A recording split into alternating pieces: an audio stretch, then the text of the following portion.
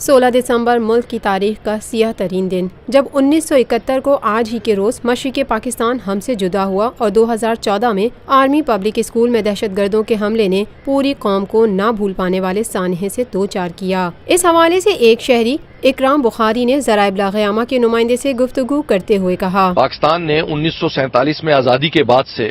بہت سارے طوفان دیکھے ہیں،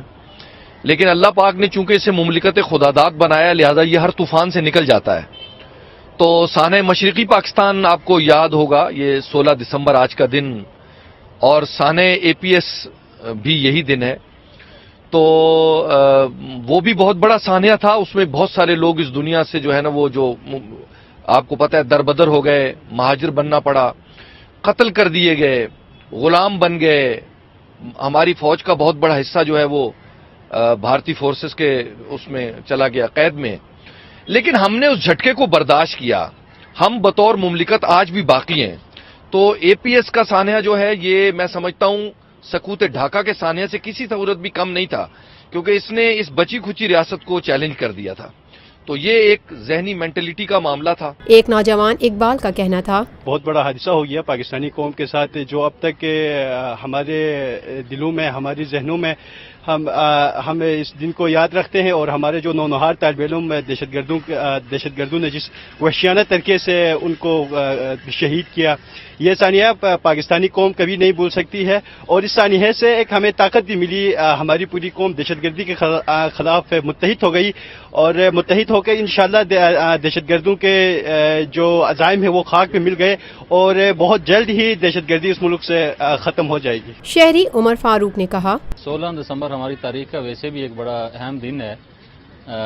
16 دسمبر 1971 میں ہمارا ملک دو لخت ہوا، اور پاکستان جو پورا پاکستان تھا وہ مشرقی اور مغربی پاکستان میں تقسیم ہوا۔ ان 3 سال قبل بھی اسی طرح کا ایک سانحہ ہوا، اور دہشت گردوں نے ہمارے معصوم بچوں کو نہ صرف شہید کیا بلکہ ایک خون انگیز اور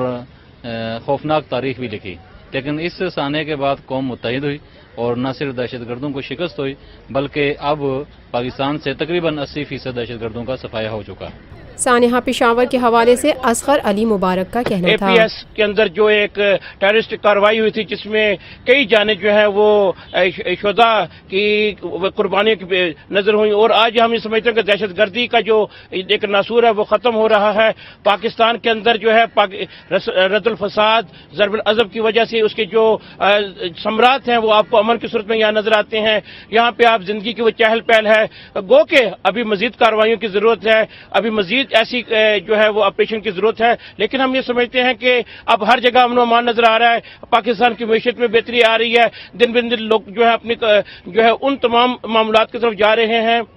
جو گزشتہ 3 سالوں کی وجہ سے دہشت گردی کی وجہ سے جو وہ ایک میں یہ سمجھتا ہوں کہ رکے ہوئے تھے۔ آج ہم یہ سمجھتے ہیں کہ اس وقت پاکستان کے اندر افواج پاکستان کی قربانیوں کی وجہ سے جو ہے یہاں پہ امن قائم ہو رہا ہے، اور اس کے ساتھ ساتھ ہم دیکھ رہے ہیں کہ زندگی کے تمام معاملات کے ساتھ ساتھ یہاں پہ جو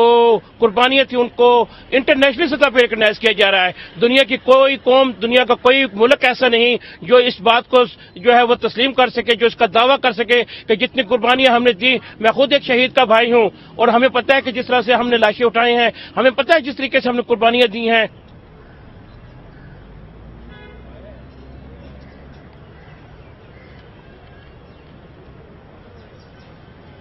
پاکستان میں پہلی مرتبہ حالات حاضرہ کے مختصر مگر جامع پروگرامز، خبروں، تبصروں کے علاوہ دیگر سماجی، تجارتی، ثقافتی، تفریحی، معلوماتی، مذہبی، تعلیمی، صحت اور بچوں کے پروگرامز صرف TNN TV پر۔